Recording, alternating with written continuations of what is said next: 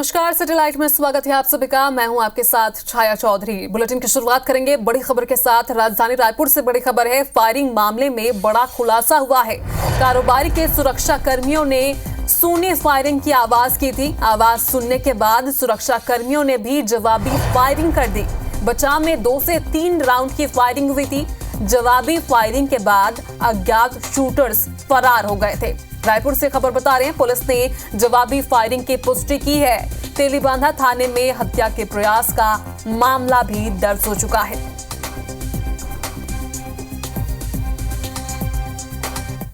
पचपेड़ी नाका और तेलीबांधा के बीच सर्विस रोड में एक कारोबारी, उनका ऑफिस था। वहां आज 2 अज्ञात नकाबपोश बाइक सवारों ने फायरिंग की है।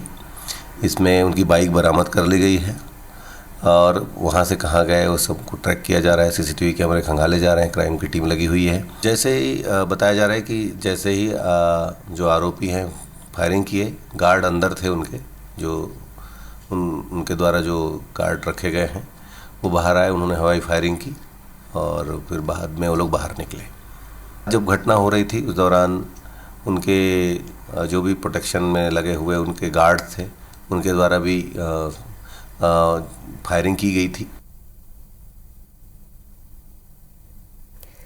तो फायरिंग मामले में बड़ा खुलासा हुआ है। शनिवार को राजधानी रायपुर में दिन दहाड़े फायरिंग हुई थी। उसी के मामले में नया अपडेट, नया खुलासा अब तक पहुंचा रहे हैं, जहां पर जवाबी फायरिंग के बाद अज्ञात शूटर्स फरार हो गए थे। फिलहाल तहसीन हमारे साथ फोन लाइन पर जुड़े हुए हैं। तहसीन, बड़ा खुलासा हुआ है, कौन कौन से एंगल से नए खुलासे सामने आ रहे हैं, जरा तफ्तीश से बताइएगा। बिल्कुल, जिस तरीके से IBC 24 इस सबसे पहले ये खुलासा और सबसे बड़ा ये खुलासा कर रहा है कि आज जो कोयला कारोबारी के ऑफिस में जो गोली चली है, उसकी मर्सिडीज कार पे गोली चली है और एक हवाई फायरिंग हुई है। उसके बाद जब ये फायरिंग करके आरोपी फरार हो रहे थे, तभी अंदर जो उनके प्राइवेट सुरक्षा गार्ड थे वो अंदर बैठे हुए थे और तभी वो सशस्त्रधारी हैं, वो जैसे ही बाहर आए हैं और उन्होंने भी जवाबी फायरिंग एक 12 बोर से की है और एक पिस्टल जो उनकी प्राइवेट पिस्टल थी उससे फायरिंग की है। 2 से 3 राउंड फायरिंग होना वहाँ बताया जा रहा है, जवाबी फायरिंग। उसके बाद ये जो छातिर शूटर थे, ये दोनों उनसे बचते बचाते बाइक से फरार हो गए। और लेकिन उसके बाद जो है ये एक बड़ा खुलासा यहाँ पे हुआ है इस पूरी जांच में कि इस समय कि ये जो कारोबारी हैं, उनके जो प्राइवेट सुरक्षा कर्मी थे जो अंदर बैठे हुए थे, उन्होंने भी जवाबी फायरिंग की है। 2 से 3 राउंड फायरिंग इसमें हुई है इस पूरे मामले में, जवाबी फायरिंग। लेकिन ये आरोपी जो है फरार हो गए। अभी फिलहाल जो है पुलिस और साइबर सेल की जो टीमें हैं वो इनकी पतासाजी में जुटी हुई है और तेलीबांधा थाने में हत्या के प्रयास की धाराओं के तहत मामला इसमें दर्ज कर लिया गया। लेकिन अभी ये जो आरोपी हैं उनकी बाइक तो जरूर मिल गई है, लेकिन वो दोनों आरोपी जो हैं अभी फरार हैं और पुलिस उनकी पतासाजी में जुटी हुई है। जी चलिए, नजर बनाकर रखिएगा। तहसीन, बहुत बहुत शुक्रिया जानकारी के लिए। तो चलिए अब आपको बताते हैं कि आखिर ये फायरिंग का मामला है क्या। तो राजधानी रायपुर में शनिवार को दिन दहाड़े एक गोलीकांड हो गया था और मामला और गंभीर तब हो गया जब पता चला कि राजधानी में कोयला कारोबारी के प्रतिष्ठान के सामने फायरिंग हुई थी। चलिए इसी से जुड़ा एक खास रिपोर्ट आपको बताते हैं। तारीख 13 जुलाई, जगह तेलीबांधा रायपुर। राजधानी रायपुर के तेलीबांधा थाना क्षेत्र में उद्योग भवन के नजदीक दिन दहाड़े गोलियां चलने से पूरे क्षेत्र में सनसनी फैल गई। बड़ी बात यह कि ये गोलीकांड उसी कोयला कारोबारी के दफ्तर के बाहर हुआ जिसे बीते दिनों झारखंड के अमन साहू गैंग के 4 शूटर्स सुपारी लेकर मारने रायपुर तक आए थे। गनीमत रही कि तब पुलिस ने वारदात के पहले ही आरोपियों को धर दबोचा। आज भी कारोबारी के ऑफिस के बाहर गोलीबारी में उसी गैंग के गुर्गों के शामिल होने की आशंका है। चश्मदीद के मुताबिक घटना को अंजाम देने काली पल्सर पर सवार होकर 2 अज्ञात युवक आए, कारोबारी के दफ्तर के बाहर गोलियां चलाईं और फरार हो गए। शूटर्स ने श्यामनगर इलाके के तारू सिंह चौक पर अपनी बाइक छोड़ी और फरार हो गए। घटना के बाद पुलिस ने शहर भर में नाकेबंदी की, लेकिन शातिर शूटर्स पुलिस गिरफ्त से बाहर हैं। सर, मैं अंदर, हम लोग काम कर रहे थे तो आवाज़ जो जैसे फटाखा चलता है वैसे आवाज़ सुनी, जिससे हम लोग बाहर आए तो देखे 2 लोग इधर भाग रहे थे। तो 2 बाइक में लड़के थे, ब्लैक शर्ट पहने हुए थे, तो बाइक में लड़के थे। बस शूटिंग हम लोग तो उस समय अंदर थे, आवाज़ सुन के वरने के बाद बाहर आए हम लोग। एक कारोबारी का अपार्टमेंट है, एक ऑफिस है, उसके सामने 2 मोटरसाइकिल सवार व्यक्ति हवाई फायरिंग करते हुए दिखाई दिए हैं। तत्काल नाकेबंदी कार्रवाई की गई, चेकिंग पॉइंट लगाए गए और पीछा किया गया और जो मोटरसाइकिल सवार थे वो मोटरसाइकिल को आनन फानन में एक साइड में रखते हुए भागते हुए प्रतीत हुए हैं और तत्काल पुलिस की टीम इसमें कार्रवाई कर रही है और हमारी क्राइम की टीम और साइबर की टीम लगी हुई है। गंभीर बात यह कि मई में 4 शूटर्स की गिरफ्तारी के बाद IBC 24 को मयंक सिंह के नाम से एक ईमेल मिला जो लॉरेंस बिश्नोई गैंग को ऑपरेट करता है। ईमेल में कोयला कारोबारी को चैलेंज दिया गया कि भले ही अभी शूटर्स को पुलिस ने पकड़ा हो, लेकिन गैंग में ना तो शूटर्स की कमी है न हथियारों की। जांच पर पता चला कि ये ईमेल मलेशिया से किया गया। ईमेल में दी गई धमकी के बाद उसी कारोबारी के दफ्तर के बाहर फायरिंग होना ये इशारा करता है कि पुलिस ने उस चुनौती को सीरियसली नहीं लिया। एक अभी फायरिंग की घटना अभी सामने आई है। अभी कुछ दिन पहले भी हम लोगों ने एक फायरिंग की घटना होने से पहले अपराधियों को पकड़ा था।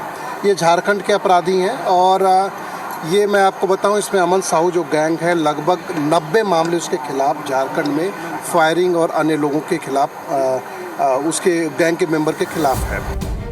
वारदात के बाद विपक्ष ने सरकार को कानून व्यवस्था के मुद्दे पर घेरा। जिस वक्त ये वारदात हुई तब प्रदेश की पूरी साय कैबिनेट पहले से तय कार्यक्रम के तहत रामलला के दर्शनों के लिए अयोध्या प्रवास पर थी। घटना पर प्रदेश के गृह मंत्री विजय शर्मा का दावा है कि प्रदेश में संगठित अपराध के खिलाफ कड़ा एक्शन होगा। वहीं PCC चीफ दीपक बैज ने तंज कसा कि अपराध और अपराधियों पर सरकार का कोई नियंत्रण नहीं। विपक्ष इस मुद्दे पर 24 जुलाई को विधानसभा का घेराव करेगा। एक हवा में गोली चलाए, फिर एक गाड़ी पर चलाए, जो भी है तुरंत कार्यवाही की जाएगी, सख्त कार्यवाही की जाएगी। और उस तरह से गैंग बनाकर क्रिमिनल ये करते हैं तो ऑर्गेनाइज्ड क्राइम जो है उसके खिलाफ भी अभी अब इस पे काम शुरू करते हैं। दिन दहाड़े रायपुर जैसे राजधानी में गोलीबारी होती है। पूरी सरकार अयोध्या गई है और यहाँ गोलीबारी चल रही है। हम लोग आने वाला समय में छत्तीसगढ़ विधानसभा का 24 जुलाई को घेराव करने वाले हैं। साफ है घटना बड़ी और गंभीर है। मामला गैंग, उसकी धमकी और प्रोफेशनल शूटर से जुड़ा है। आरोपी अब भी पुलिस गिरफ्त से बाहर हैं। पुलिस का सरकार का दावा है कि प्रदेश में कोई भी गैंग को फलने फूलने नहीं दिया जाएगा। लेकिन सवाल है, क्या पुलिस ने ईमेल में दी गई धमकी को संजीदगी से लिया था? क्या ये प्रदेश में किसी गैंग की दस्तक है? इस चुनौती से कैसे निपटा जाएगा? तहसीन जैदी, IBC 24, रायपुर।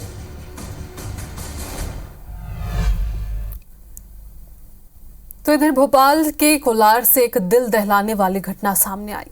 यहाँ रहने वाले एक सिक्योरिटी गार्ड ने अपने बेटे की गला दबाकर हत्या कर दी।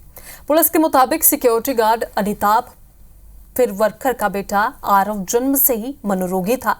काफी इलाज के बाद भी उसकी स्थिति ठीक नहीं हो रही थी, जिस वजह से परेशान होकर अनिताभ ने सोते हुए बेटे की गला दबाकर हत्या कर दी। पुलिस ने पिता को गिरफ्तार कर लिया है। बातों बात में चिढ़ जाता था, कुछ नहीं, मतलब उसका कहना था जैसे हमारे आरोपी से बात ही बोलता था, बिना कपड़ों के घर में पूरे मोहल्ले में घूमता रहता। मुझे शर्मिंदगी होती थी और लेकिन अब बच्चा था तो बोले मैं किसी को कुछ जवाब नहीं दे पाता था। मुझे लगता है इन सब चीज़ों से वो उसका जो पिताजी थे काफ़ी चिढ़े हुए थे। उसके पिता ने उसका गला दबा चुके थे, मेरा जो दुपट्टा था उसी से। और मेरे को जैसे ही मैं अंदर पहुँची तो मुझे देख के बाहर निकल के भाग गए।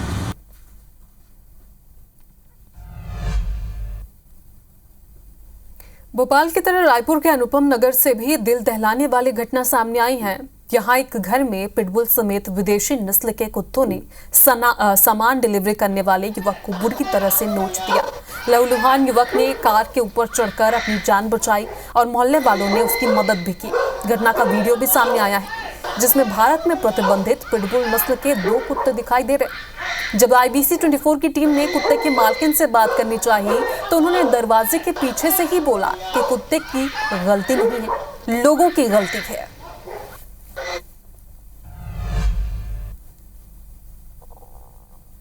जो घटना हुई है उस बारे में क्या कहेंगे? मेरे को कुछ नहीं करना है, वो आदमी का गलती है। ये 2 पोस्टर लगा हुआ है और उसके पहले दिन भी आया था ये प्लास्टर वाला, आके अंदर दरवाजा खोल के आ गया। तो ये लेकिन आप खुले रखे कुत्ते को और सामान मंगा रहे हैं घर में, तो नहीं, वो फोन करके आना चाहिए था, उसको फोन किया नहीं वो बंदा, उसका गलती है, हमारा गलती। तो इस घटना को देखकर स्थानीय लोगों में काफी आक्रोश भी है। लोगों ने पुलिस से शिकायत की है। लोगों ने बताया कि पहले भी कुत्तों ने कई लोगों पर हमला किया है। मोहल्ले के लोग कुत्तों को हटाने की मांग कर रहे हैं। हमारे सहयोगी संदीप शुक्ला ने लोगों से भी बातचीत की है।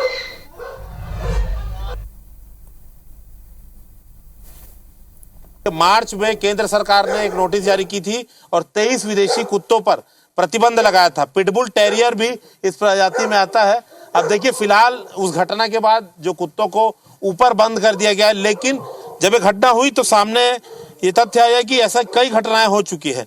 तो स्थानीय लोग हैं, इनसे बात करेंगे कि कितना खतरा आप लोग महसूस करते हैं और घटना के बाद क्या बोलेंगे। नहीं, बहुत बड़ा खतरा है और प्रशासन को इसको ऊपर ध्यान देना चाहिए और तुरंत इन कुत्तों को जो है इनका कुछ इलाज करवाना चाहिए, जो इनको मतलब जो है पकड़ के ले जाना चाहिए यहाँ से। पहले और भी क्या क्या घटना, बहुत सारी घटना हुई, मालिक के साथ, पेंटर के साथ, खाना बनाने वाले के साथ बहुत सारी घटनाएं पहले हो चुकी हैं और कई लोगों को दौड़ा भी चुका है कुत्ते जो है। तो गेट खुलता होगा, बाहर आते होंगे तो आप लोग को भी डर रहता होगा। बिल्कुल रहता है, सभी के बच्चे हैं यहाँ पर और पहले भी ये मालिक को काटा है, इनके यहाँ काम करने वाली महिलाओं को काटा है, कई लोगों को काटा है। ये इंजेक्शन लगवा करके और पैसा दे करके सबका मुंह बंद कर देता है। मैं खुद भेजा था इससे पहले, जो मालिक को काटा था थाने में क्या मैनेज किया और वापस हो गया। देखिए, लगातार घटनाएं हुई, माली को, पेंटर को, इनके काम करने महिलाओं को काट चुका है। ये तो आपके वार्ड का मामला है।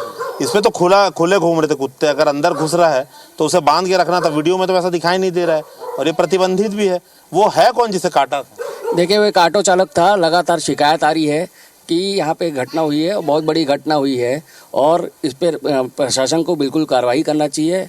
और वो ऑटो चालक का स्थिति क्या है हम लोग को अभी पता नहीं है। क्या उसके साथ उपचार किया गया ये भी जानकारी नहीं है। नगर निगम से भी निवेदन है कि इस पर कार्रवाई करे और साथ ही साथ जो आवारा कुत्ते हैं, शहर में पूरी राजधानी में आवारा कुत्ते हैं, उनके लिए डॉग शेल्टर बनाने। तो 2 पिटबुल हैं, एक तीसरा विदेशी नस्ल का कुत्ता है। तो कहीं ना कहीं जांच की बहुत ज्यादा जरूरत है, क्योंकि ये कुत्ते साफ साफ वीडियो में खुले दिखाई दे रहे हैं। भारत सरकार ने जिन कुत्तों को प्रतिबंध किया है उसको लेकर जिला लेवल पे कार्रवाई नहीं हो रही है। अपने आप में ये बड़ा सवाल खड़े करता है। तो आप देख सकते हैं, घरेलू कुत्तों के साथ अब पालतू कुत्ते भी लोगों की जान के दुश्मन बन रहे हैं। देखते हैं रायपुर जिला प्रशासन इस पर क्या कार्रवाई करता है। कैमरामैन नजीर खान के साथ संदीप शुक्ला, IBC 24 रायपुर से। वहीं इस मामले में नगर निगम कमिश्नर का कहना है कि सभी पहलुओं की जांच की जा रही है, इसके बाद उचित कार्रवाई की जाएगी। अभी उस नस्ल के बारे में अभी हमारे संज्ञान में आई हुई है। टीम हम लोगों ने उसकी भेजी हुई है, इधर पिटबुल है या नहीं है, क्योंकि गवर्नमेंट ऑफ इंडिया ने कुछ ऐसे पिटबुल और 2-4 कैटेगरी उनको प्रतिबंधित किया हुआ है लास्ट फरवरी में। तो अगर होगा तो हम लोग उसके ऊपर कार्रवाई करेंगे।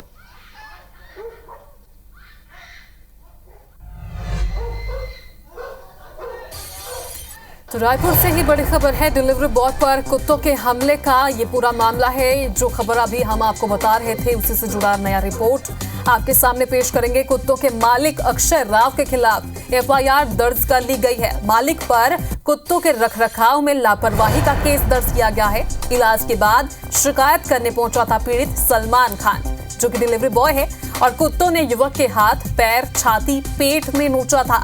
खंबारडी थाने में यह अपराध दर्ज हुआ था। तो बड़ी खबर आपको बता रहे हैं राजधानी रायपुर से। अभी हमने आपको खबर दिखाई जहां पर किस तरीके से डिलीवरी बॉय पर जो दूसरी नस्ल के कुत्ते हैं उन्होंने हमला किया था। उसके बाद से अब जो कुत्तों का मालिक है अक्षय राव, उसके खिलाफ FIR दर्ज कर ली गई है। 2 तस्वीरें भी आप देख रहे हैं। पहली तस्वीर जहां पर डिलीवरी बॉय को किस तरीके से कुत्तों ने नोचा था, उसके बाद शिकायत करने ये डिलीवरी बॉय पहुंचा है थाने, जिसकी तस्वीर भी देखिए। हाथ, पैर, सभी जगह कुत्तों ने किस तरह से अटैक किया था, उस पर चोट पहुंचाया था। फिलहाल जो मालिक था उसके खिलाफ अब केस दर्ज कर लिया गया है। संदीप शुक्ला हमारे साथ फोन लाइन पर जुड़े हुए हैं। संदीप, बड़ा एक्शन लिया गया है, FIR दर्ज कर ली गई है। बिल्कुल, देखिए कल का मामला था, लेकिन IBC 24 ने जब इस खबर को दिखाया तो इस पर नगर निगम और पुलिस ने संज्ञान लिया है। और चूंकि डॉक्टर के यहाँ कुत्ते ने हमला किया था, तो आरोप एक तो अस्पताल से पता करके पुलिस ने पीड़ित का जो घायल युवक का पता निकाला, उसे बुलाया गया और अब ये पहुंचा इलाज कराने के बाद। आप देख सकते हैं कि हमारी चर्चा में उसने बताया कि दोनों हाथ, पैर, जांघ, छाती, कमर और पेट में बहुत बुरी तरह कुत्ते ने नोचा है। तो अक्षय राव जो वहाँ पर युवक रहता है उसके खिलाफ FIR दर्ज कर ली गई है। और घायल ने यह भी बताया कि जिस समय कुत्ते हमला कर रहे थे तो वहाँ पर डॉक्टर संध्या राव जो कुत्तों की मालकिन है वो भी वहां पर थी। वो हालांकि कुत्तों को आवाज दे रही थी लेकिन उनकी बात नहीं सुन रहे थे, नियंत्रण में नहीं थे। कुत्ते काफी हिंसक हो चुके थे और लगातार हमला करते रहे। जब युवक कार में चढ़ा तब उसकी जान बची। पड़ोसी ने मिलकर उसे फिर पानी दिया, कपड़ा दिया, तब उसका खून रुका, फिर अस्पताल इसे पहुंचाया। तो अपने आप में बड़ी घटना है। अब इस पर नगर निगम आयुक्त ने जांच की बात कही है कि इस पे अगर केंद्र सरकार द्वारा प्रतिबंधित और अन्य नियम है तो उस नियमों के तहत इन पर और भी अभी कार्रवाई बाकी है जो कि की जाएगी। जी बिल्कुल संदीप, तो अब देखने वाली बात होगी कि कौन सी कार्रवाई होती है, क्योंकि कई सवाल खड़े हो रहे हैं। पहली बात तो ये कि वो प्रतिबंधित कुत्तों को पाल के उन्होंने रखा था, और दूसरी बात ये भी सामने आती है कि उन्होंने अपनी गलती एक्सेप्ट भी नहीं की। फिलहाल शुक्रिया जानकारी के लिए संदीप।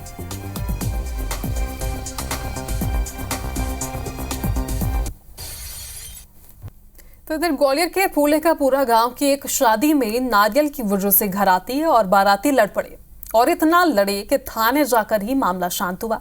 क्या है पूरा मामला, देखिए इस रिपोर्ट में। ये जो तस्वीरें आप अपनी टीवी स्क्रीन पर देख रहे हैं, सुबह से पहले ये ऐसी नहीं थी। ना यहाँ कुर्सियाँ बिखरी हुई थी, ना खाना यूं फर्श पर फिका हुआ था, और ना ही गुस्से में रोते बिलखते लोग दिख रहे थे। ये सब हुआ नारियल की वजह से। कैसे, आइए आपको बताते हैं। हुआ यूं कि फूले का पूरा गांव की नीलू की शादी प्रदीप मोहर के साथ हो रही थी। वैसे तो पैर पुजाई से पहले की सभी रस्में अच्छी तरह से हुई, लेकिन जैसे ही पैर पुजाई की रस्म होने लगी, नारियल कम पड़ गए, जिसका यहाँ बड़ा मुद्दा बन गया। लड़की वालों ने लड़के वालों से नाराजगी जताई।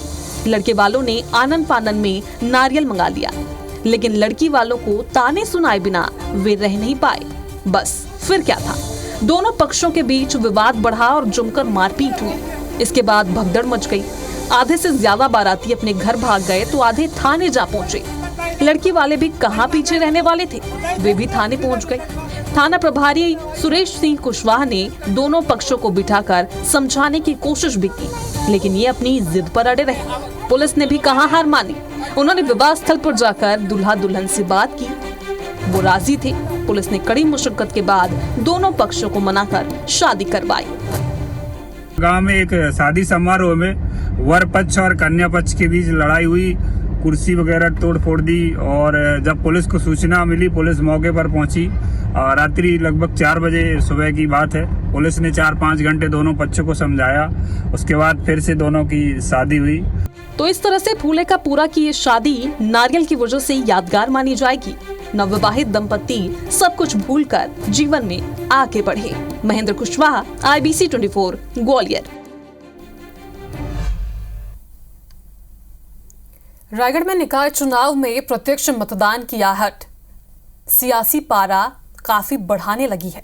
बीजेपी और कांग्रेस चुनाव की तैयारियों में जुट गई हैं, तो वहीं मेयर पद के दावेदार भी सक्रिय हो गए हैं।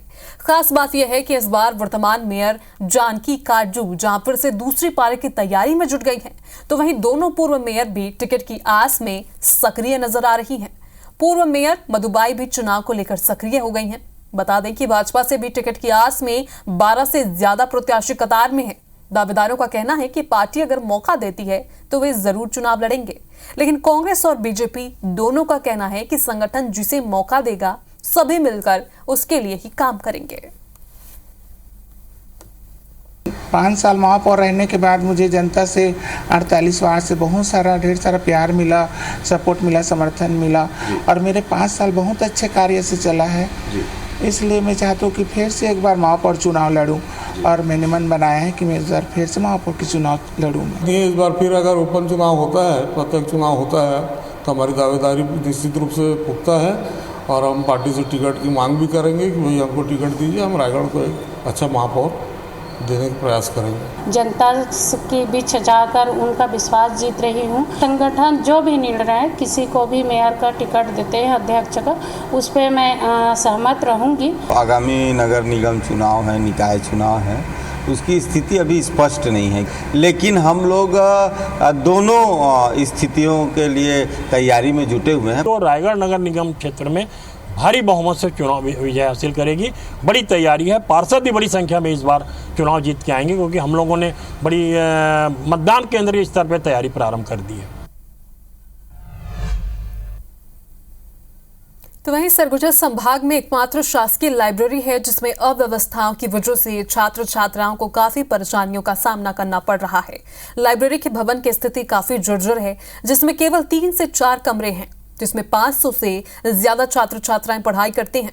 तो वहीं जगह की कमी की वजह से करीब 1800 छात्र छात्राएं वेटिंग में हैं। पूरे संभाग में एकमात्र ग्रंथालय होने के बावजूद सालों से यहां व्यवस्थाओं में सुधार ना हो पाया है, जिसके कारण कंपटीशन एग्जाम की तैयारी कर रहे छात्र छात्राओं को काफी परेशानियों का सामना करना पड़ रहा है।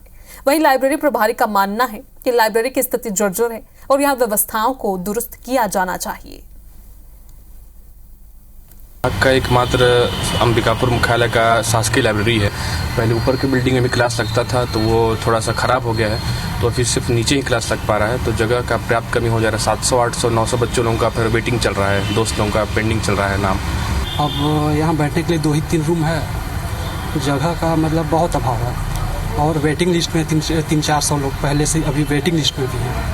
एक्चुअली यहाँ पे मतलब बैठने के लिए जगह है, पर थोड़ी सी मतलब जगह की स्पेस की प्रॉब्लम है, तो वो अगर सुविधा मिल जाती। हाँ, ये जिले का एक ग्रंथालय है और ऐसी व्यवस्था होनी चाहिए क्योंकि ज़रूरी है बच्चों के लिए। जो बच्चे हैं वो 600 से 700 बच्चे रजिस्टर्ड हैं जो पढ़ने आते हैं और 1800 लगभग वेटिंग में हैं और कैपेसिटी लाइब्रेरी की कम है, तो जगह को बढ़ाने की ज़रूरत तो है थोड़ी, और उसे तो शासन प्रयास भी कर रहा है। भवन में मरम्मत की थोड़ी आवश्यकता है, उसके लिए भी हम वरिष्ठ अधिकारियों को सूचित किए हैं और वरिष्ठ अधिकारियों द्वारा प्रयास किया जा रहा है। इधर ग्वालियर में सांसद भरत सिंह कुशवाहा की अध्यक्षता में जिला जल एवं स्वच्छता समिति की बैठक हुई और बैठक में जिले में नल जल योजना क्रियान्वयन, पेयजल संसाधनों सहित विकास कार्यों पर चर्चा की गई। वहीं कांग्रेस विधायकों ने इस बैठक में कहा कि नल जल योजना में बड़े स्तर पर भ्रष्टाचार हुआ है। वहीं इस बैठक में चंबल का पानी लाने पर भी जोर दिया गया। स्थानीय सांसद भरत सिंह कुशवाहा ने एक बार फिर डीपीआर का हवाला देते हुए कहा है कि जल्द ही डीपीआर तैयार होने के बाद प्रोजेक्ट में तेजी आएगी। मुझे ये कहते हुए प्रसन्नता है कि आज की सांसद के रूप में जो मेरी पहली बैठक थी और जो हमारे शहर के लिए कई महत्वपूर्ण प्रोजेक्ट जो चल रहे हैं उन प्रोजेक्टों की समीक्षा की गई, चाहे वो एलिवेटेड रोड हो, चाहे हमारे ग्वालियर रेलवे स्टेशन की बात हो और चाहे हमारे चंबल से पानी लाने की बात हो। कई महत्वपूर्ण प्रोजेक्टों पे जो चर्चा हुई। बैठक में डाक के 3 बातें, कोई निर्णय नहीं निकला और सभी प्रोजेक्ट जो चल रहे हैं सभी प्रोडों पर ग्रहण लगा हुआ है। कोई न कोई समस्या से सभी प्रोजेक्ट अभी अधूरे पड़े हुए हैं, पूरे होंगे नहीं इस बात में अभी पूरा संदेह है।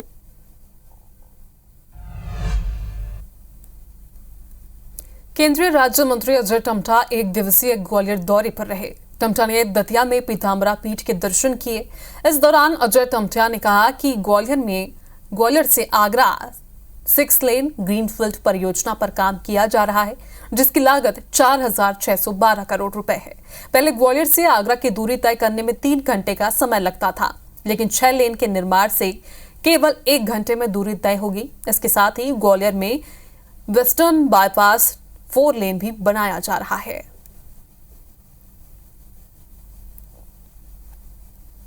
देखिए हमारे साथ में केंद्रीय सड़क परिवहन राज्य मंत्री हैं। सर, ग्वालियर के लिए क्या करने वाले हैं? देखिए, ग्वालियर के लिए हमारे पास जो आपके पास ऑलरेडी ईस्टर्न बाईपास बना हुआ है और जो वेस्टर्न बाईपास की जो बात चल रही है, जो कि औद्योगिक क्षेत्र सांडा को जोड़ते हुए इसकी हमारी डीपीआर लगभग तैयार है। आने वाले टाइम में ये ग्वालियर के लिए एक बहुत बड़ी एसेट बनेगा और डेवलपमेंट के लिए और अच्छा रहेगा। लोगों को सुख सुविधाएं होंगी, जाम से बहुत बड़ी मुक्ति मिलेगी और जो हमारी अप्रोच है वो ज़्यादा बेहतर बन जाएगी। पार्टी ने जो निर्णय लिए उसी के आधार पर हम लोग सब काम करेंगे। तो आप देख सकते हैं कि केंद्रीय मंत्री अजय टमटम जी हैं और उनका कहना है कि ग्वालियर में सड़क परिवहन को लेकर काफ़ी सारे काम किए गए हैं। उसी के तहत में वेस्टर्न बाईपास को लेकर भी एक बड़ा निर्णय है केंद्र सरकार ने लिया है। कैमरामैन राजकुमार कुशवाहा के साथ नासिर गौरी, IBC 24। तो इसी के साथ इस बुलेटिन में फिलहाल अभी के लिए इतना ही, लेकिन आगे देखिए दिन भर की खबरें एक साथ। शवन तंबोली के साथ मुझे दीजिए इजाजत। नमस्कार।